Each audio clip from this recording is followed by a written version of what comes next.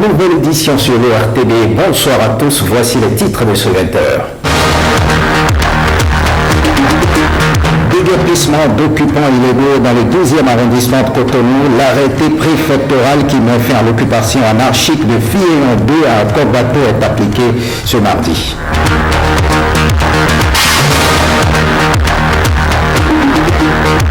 Son premier jour de gouvernance, le Patrice Talon, syndicats et hommes de la rue se prononcent, assure dans cette édition le dossier de la rédaction à ce sujet.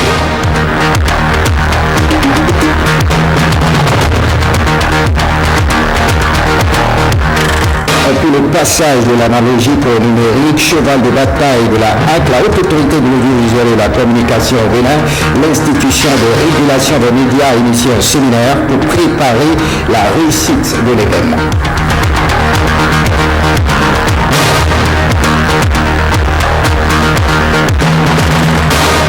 À nouveau, bonsoir, bienvenue si vous nous rejoignez. On prend la direction d'Abomey-Calavi, relance des travaux de lotissement dans la commune d'Abomey-Calavi. L'organe exécutif a lancé les travaux aujourd'hui, à la grande satisfaction des populations. Allez de Sureau et Bertrand Lomont pour le compte rendu. Aujourd'hui, le bébé va naître. Nous allons reprendre les travaux suspendus dans notre commune. Et voilà reparti pour soulager les acquéreurs et présumés propriétaires de parcelles dans la commune d'Abomey-Calavi. Les mesures de suspension des opérations de lotissement et de recasement prises par l'équipe de la 3e mandature dirigée par le maire Georges Badas sont ainsi levées. La relance des 10 travaux fait suite au dépôt du rapport de la commission permanente de lotissement et de l'environnement du conseil communal qui a examiné la situation de chaque lotissement, les problèmes qui se posent et les moyens de mise en œuvre des solutions à y apporter. Au lieu d'attendre de dépouiller totalement tout le travail, nous avons adopté au conseil communal l'approche par étapes et c'est ça qui nous a conduit à cette cérémonie de ce matin où nous procédons à la levée de tous les travaux de suspension, mais au fur et à mesure, la feuille de route de chaque arrondissement sera tracée avec un contenu bien déterminé afin de permettre que les travaux se déroulent dans de bonnes conditions. L'application se ferait avec vous tous, population d'Abomey-Calavi. Chacun a sa partition à jouer. Les comités, les populations, les géomètres, tout le monde aura sa partition à jouer pour la mise en œuvre. Désormais, les lotissements se passeront de façon plus saine dans la commune d'Abomey-Calavi, ont réaffirmé ce mardi la plupart des intervenants à la cérémonie de relance des opérations. Plus rien ne sera comme avant. Chacun retrouvera sa parcelle, son loti, son bâti et son calme de dormir, de construire sans voir un quidam se lever un jour pour dire vous n'êtes pas recasé là. Si les opérations ont été relancées, c'est grâce à la pression de la population qui ont été exhortées à s'acquitter des frais de lotissement pour qu'à la fin, la mairie ne se retrouve plus avec des dettes sous les bras. Les opérations vont démarrer dans les prochains jours avec les ouvertures de voies. Et on reste dans la commune de Calavi, déguerpissement des populations illégalement installées aux abords de la rue Filleyon 2 à Cogbato. L'arrêté préfectoral qui met fin à l'occupation de ce taxe a été appliqué ce mardi matin. Calvado Arwano et Jean-Claude James nous en disent davantage. À son passage, cet engin de chantier laisse derrière lui que des décombres de maisons et de boutiques. Un lotissement à polémique serait à l'origine de ce déguerpissement des occupants illégaux du domaine public sous le regard effectif des forces de l'ordre et du 3e adjoint au maire de Cotonou. C'est une lutte qui a démarré depuis 2012. Ils ont commencé un recasement illégal parce que ça n'a pas suivi les normes. La voie est limitrophe à un domaine qui est en contentieux au tribunal entre les Kakpo Akbibi et les Azayandi. Finalement, le tribunal de première instance a donné raison à confirmer les droits de propriété de la famille Azayandi et a décidé d'annuler tous les lotissements opérés sur le site et de confier à un autre cabinet expert, Kokosu. Ce que ce cabinet devrait faire, mais certaines personnes de la mafia foncière occupant illégalement la voie publique morcelée ont commencé à réagir. Nous sommes dans un état de droit.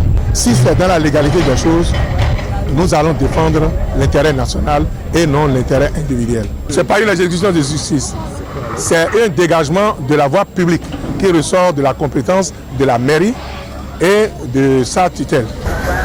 Il n'est pas question de sacrifier un projet de 8 milliards à cause d'une occupation anarchique. Et on a un projet de près de 8 milliards avec la Banque mondiale à travers le PUGEMU. Et à cause de cette occupation anarchique, le projet voulait s'arrêter.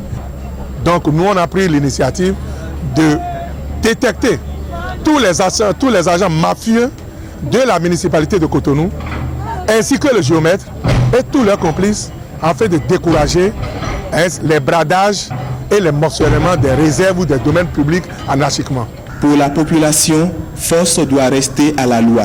Pas plus tard que le vendredi, le préfet nous a convoqués dans son bureau pour nous signifier que la voie est d'emprise 30 mètres. Que ceux qui ont construit sur la voie prennent des dispositions pour dégager les installations. Et on leur a donné 72 heures.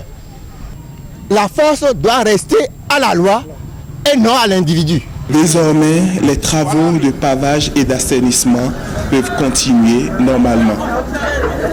Partant pour la constitutionnelle, le Bénin, premier État de l'Afrique francophone de l'Institut international pour la démocratie et l'assistance électorale, le directeur régional pour l'Afrique et l'Asie de l'Ouest, reçu par le président de la Cour constitutionnelle, a donné des précisions qui motivent le choix du Bénin. C'est au micro de Wincesta Sawaimon et Ulvaïs Balogun. Je suis venu échanger avec le président de la Cour sur les différentes possibilités de collaboration entre International IDEA et la Cour constitutionnelle du Bénin.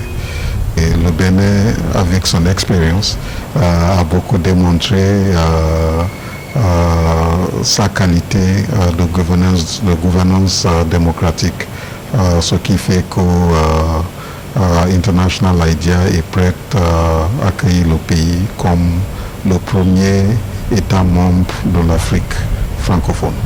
Nous pensons que le Bénin a beaucoup d'expériences très positives et intéressantes pour l'Afrique et d'autres pays qui cherchent à développer leur système de gouvernance constitutionnelle.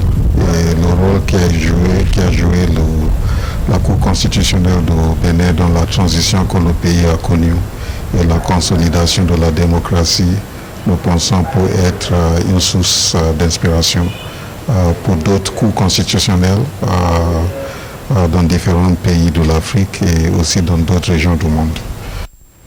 Et on fait ce bilan. Quel est le regard des syndicalistes sur les 100 premiers jours de gouvernance du Premier ministre du régime de Patrice Talon? Nous leur avons posé la question. Leur réponse dans ce reportage a signé Alexis Sebemon et Ibrahim Lawani. À l'heure des 100 jours de gestion du régime Talon, les occupants de la Bourse du Travail distribuent les mauvais et les bons points. La note 15, je crois que c'est suffisant pour l'instant. C'est acceptable dans l'ensemble. Moi, ça ne dépasserait pas 5 à 6. Sur 20, le gouvernement Talon évolue positivement. De tous les responsables syndicaux interrogés, le secrétaire général de la CSTB est visiblement le plus insatisfait de la gouvernance Talon. Véritablement, Patrice Talon a mis le pied dans le plat. Rien ne change. Toute sa copie est à revoir. En matière de décisions négatives, le cachet des membres de la commission Diogbenou reste en travers de la gorge des partenaires sociaux. 500 millions pour, n'est-ce pas, 35 individus pour un mois de travail, je crois que c'est cher payé. Ce n'est pas normal dans un pays où les bonnes dames se plaignent. La monnaie ne circule pas. Patrice Talon ne peut pas dire qu'il a fait de l'économie au pays. Comment on peut donner 10 millions à chacun? C'est une entreprise. Le secrétaire général de la COSI Bénin critique les nominations sur des bases autres que la compétence. Le chef de l'État, quand il a pris service, a dit que la compétence, le critère de compétence. Mais on a le sentiment que, certes, il y a parfois la compétence, mais beaucoup plus la récompense. Au niveau de la sécurité, il y a un problème. Il n'y a pas de jour qui se passe où il n'y a pas de braquage dans notre pays. Et aussi de vindicte populaire. Le mode de communication du gouvernement est aussi décrié. On a le sentiment que la gouvernance Talon est une gouvernance un peu à huis clos, une gouvernance trop discrète. Dites-lui qu'il n'est pas visible. Dites-lui qu'il prend des décisions à l'emporte-pièce. Nous n'avons jamais su comment on nomme les gens. Si nous voulons être transparents, il faut dire les noms publiquement. Pour les points positifs, l'annulation des concours à polémique est unanimement saluée. Un acte qui veut rétablir un certain nombre d'équilibres et de justice sur le plan social. Là, il a bien fait. Il a bien fait, mais n'eût été la perspicacité des travailleurs, on n'aurait pas ces résultats-là. Un effort est consenti dans la réduction du train de vie de l'État. Lorsque le président Talon est arrivé, la première chose, c'est de supprimer les institutions budgétivores. Ça, c'est très très important. Nous réclamions ça, ça fait très très longtemps. Sur les rapports entre l'exécutif et les partenaires sociaux, les avis sont partagés. Nous n'avons jamais rencontré Patrice Talon jusqu'à présent. Jusque-là, nous devons dire qu'on n'est pas à l'écoute. La position du gouvernement apaise les organisations syndicales à l'heure actuelle. Voilà. Dans l'ensemble, les syndicalistes attendent du régime du nouveau départ plus de transparence et souhaitent que la lumière soit totalement faite sur tous les scandales enregistrés sous l'ancien régime. Et puis descendons dans la rue, la Donga qui apprécie également les 100 jours de la gestion de Talon à la tête du Bénin. Emerida Prince-Auton a promené son micro dans la ville de Djouro et environ. Regardez. On est conscient qu'il faut faire des réformes d'abord, oui. Mais la question de jusqu'à présent est supposée être à l'oubli. On confondait les ambulances et les gyrophares, on confondait ça. On ne sait pas qui vient, on ne sait pas, vous voyez non. Maintenant, quand ça sonne, on sent que c'est l'ambulance qui vient. Il y a l'argent beaucoup, il y a l'argent. Il y a l'argent. L'argent même, son portail là, ça ne commence pas à ouvrir. Bon, c'est bon. On a aimé, on a apprécié. Mais nous voulons qu'il fasse plus que ça pour que la main dont l'a aimé et il est resté sur le toit. Nous voulons qu'il nous satisfait plus que ça. Plus que ce qu'il a commencé. L'effectivité désormais des nouveaux chefs-lieux de département, ce qui est longtemps resté dans les tiroirs depuis longtemps.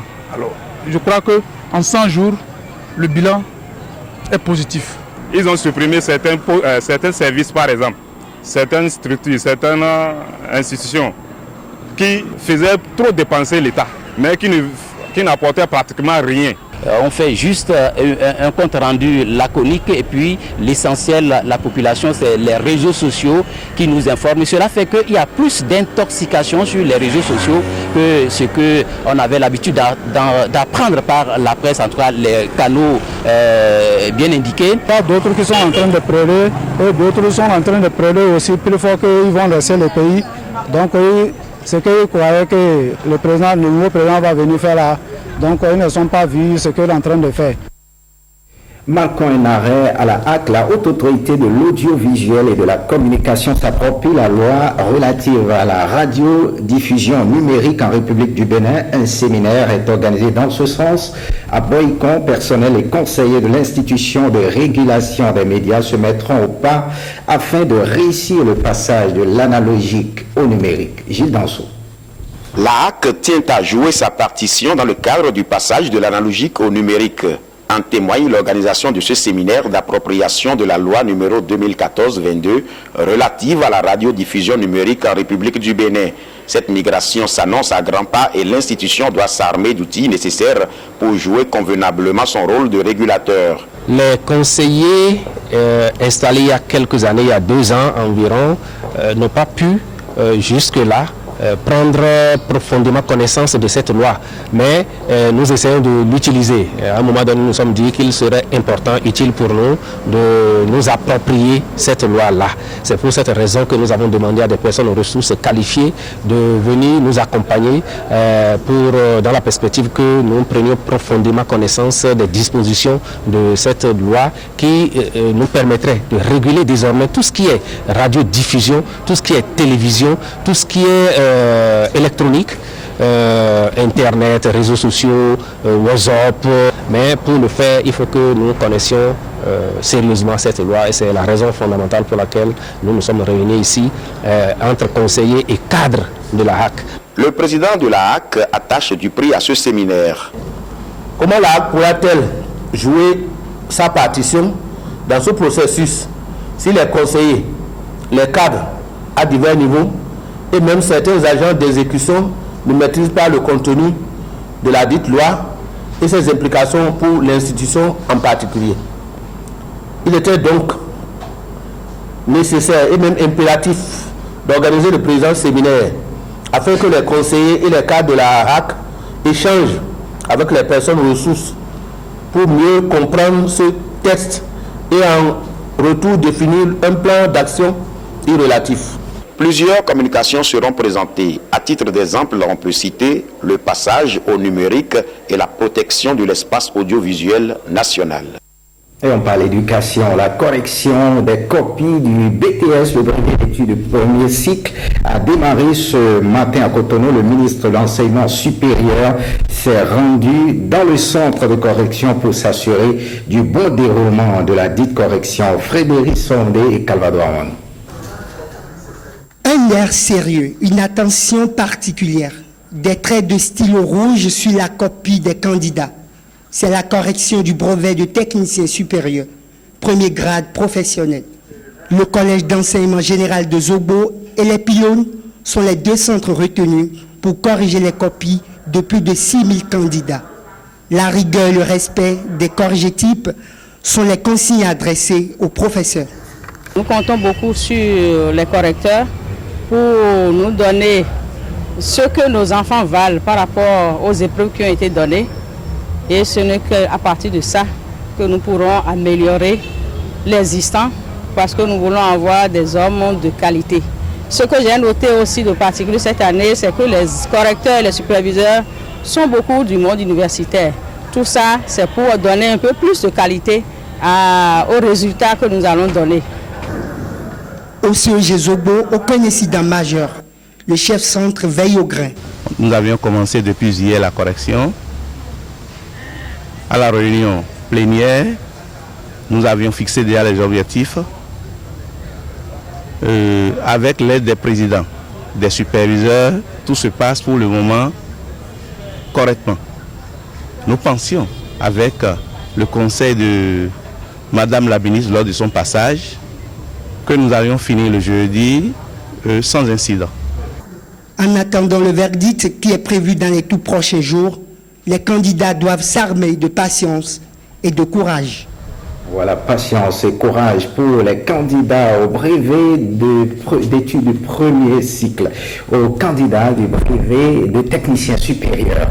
En sciences de sujet, les rencontres professionnelles des éditeurs ouest-africains se déroulent à Abomey-Calavi au siège des éditions HDH internationales du 12 au 14 juillet. Les éditeurs professionnels renforceront leurs capacités sur les nouvelles orientations du métier du livre. Daniel Ada, Patrick Yosso. 3 jours pour gloser sur l'édition du livre. 10 sous-thèmes pour doser cette rencontre professionnelle. 20 éditeurs et autres acteurs du livre venus de la sous-région ouest-africaine pour poser leur expertise. Le directeur du CAGESIC, entendez, cabinet conseil autonome d'expertise de gestion et de communication en ingénierie culturelle, définit ici l'éditeur professionnel du livre. L'éditeur professionnel exerce fondamentalement 3 fonctions. La première, l'éditeur décide des ouvrages à publier. 2, l'éditeur assume les risques financiers de sa décision. 3, l'éditeur coordonne, tel un chef d'orchestre, les activités de l'auteur ou des traducteurs, de l'illustrateur, de l'imprimerie, du relieur, du publicitaire et des distributeurs. De cette définition, qui distingue éditeurs et auditeurs, feuilletons le distinguo édition-publication. Produire un livre, un manuel, une brochure et les distribuer gratuitement, c'est faire acte de publication. Mais ce n'est pas encore être éditeur. Éditer professionnellement, c'est produire, distribuer, vendre et payer des droits d'auteur proportionnels au chiffre de vente. Vendre le livre, oui. Mais comment le faire lorsque l'édition croule sous le poids des tarifs douaniers, des taxes de prestation de services et autres coûts de transport? Ce qui induit inéluctablement de nouvelles orientations du métier du livre en Afrique de l'Ouest par cette première synergie entre des éditeurs professionnels d'origine béninoise, togolaise et ivoirienne. On en appelle à une synergie d'énergie sous-régionale. Il faudrait que l'Afrique comprenne qu'il faut une politique africaine du livre, il faut des livres africains pour essayer justement d'arriver à permettre à l'Afrique de se développer. À une encablure du sanctuaire Jean Plia à Abomey-Calavi, les éditions HDH International donnent ainsi le ton d'une symbiose et d'une osmose autour du livre, qu'il soit dans une bibliothèque régulière ou en librairie par terre. Et on parle biodiversité, renforcement des capacités des collectivités locales sur la gestion de la biodiversité. Une séance de travail se tient à ce sujet à Cotonou entre les communautés à la base et les organisations de la société civile. Rachida Biomama pour le point. Cet atelier vient démontrer l'importance des communautés locales détentrices de connaissances traditionnelles dans la valorisation et la conservation de la biodiversité. Il s'agit des journées de réflexion sur les connaissances traditionnelles qui conservent durablement la biodiversité. Il faut voir par exemple les tradipraticiens, ce que ces tradipraticiens font déjà dans notre pays par rapport aux éléments de la biodiversité, que ce soit floristique que phonique, c'est important. Donc maintenant, qu'est-ce qu'il faut faire pour que ces tradipraticiens-là soient davantage garants, valorisent davantage les éléments de la biodiversité? Il est également question d'attirer l'attention des décideurs politiques sur la nécessité de mettre en œuvre les recommandations des articles 8J et 10C de la Convention de la biodiversité ratifiée par le Bénin. Nous voudrions que ces articles, ou bien les connaissances traditionnelles des communautés locales qui nous aident à mieux conserver la biodiversité, soient introduites dans le corpus réglementaire juridique de notre pays. Il faut que ces communautés locales et leurs connaissances aient une existence juridique, légale, reconnue de tous pour la bonne conservation de nos ressources biologiques.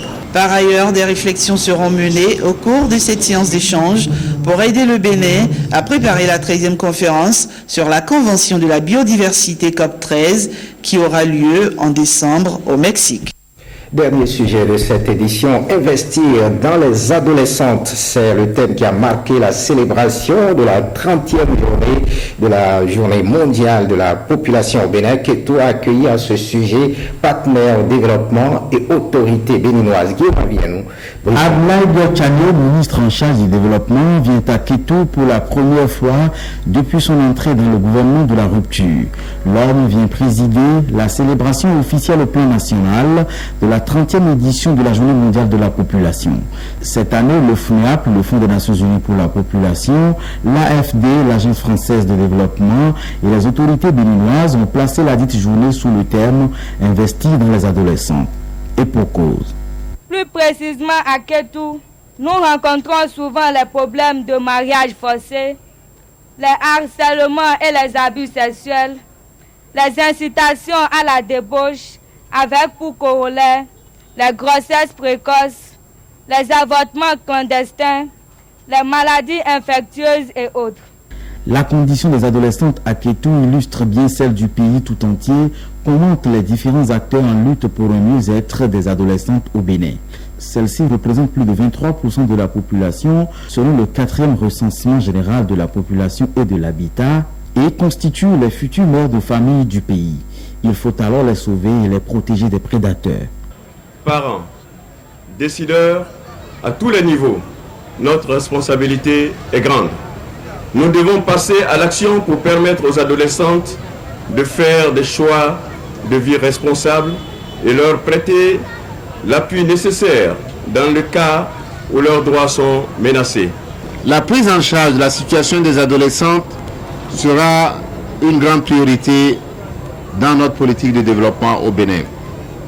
Nous devons tous œuvrer pour accroître le financement des interventions en faveur de la promotion des adolescentes. Pour joindre l'acte à la parole, des dons de matériel et d'équipement ont été offerts à un orphelinat de Kétou, puis à l'association des jeunes filles diplômées des ateliers d'artisans de la commune. Les adolescentes les plus méritantes des établissements scolaires de la même commune ont reçu des kits scolaires. Et on joue les prolongations avec le football béninois à nouveau dans les eaux troubles. La justice béninoise a émis des mandats d'arrêt contre les acteurs nationaux et internationaux du football qui ont pris part au congrès électif de la Fédération béninoise de football le 10 juin dernier. Les détails avec William Bassabi. Énième rebondissement judiciaire dans le feuilleton de la crise à la Fédération béninoise de football. Selon des sources concordantes et des publications parues ce jour, Issoudine Ibrahim, le juge du 3e cabinet d'instruction du tribunal de première instance de première classe de Porto Novo, a émis des mandats d'arrêt contre 21 personnes de nationalité béninoise. Elles sont poursuivies pour opposition à l'exécution de décisions de justice et complicité d'usage de faux en écriture privée et authentique. Dans le détail, les 21 personnes concernées sont les 15 membres du bureau exécutif de la Fédération béninoise de football, élus le 10 juin dernier au Palais des Congrès, les 4 membres du comité de normalisation, le secrétaire administratif du CONOR et l'huissier de justice qui a suivi les travaux du congrès électif. Au-delà, le juge a également émis 2 mandats d'arrêt internationaux contre les sieurs Constant Omari et Augustin Sidi Diallo, respectivement représentants de la Fédération internationale de football association et de la Confédération africaine de football à l'Assemblée générale élective de la FBF. Alors que l'on pensait que la période de transition de 2 ans proposée par le chef de l'État suite à sa rencontre avec les différents protagonistes avait définitivement mis fin à la guerre à la Fédération béninoise de football, cette décision de justice qui est une première à la fois dans l'histoire du football béninois et celle de la FIFA et de la CAF vient ouvrir un nouveau chapitre qui, nul doute, s'annonce tumultueux. Fin de ce journal, merci de l'avoir suivi. Le programme prévoit après le journal le point de la 3e session ordinaire de la conférence au sommet des chefs d'État et de gouvernement, le magazine Soirée Sport et le feuilleton Les Choix de l'amour. Le journal du soir est prévu pour 23h30 avec Jérôme Humbert. Retrouvez cette édition sur le site de l'ORTB, www.ortb.bj. Merci de votre fidélité. À très bientôt.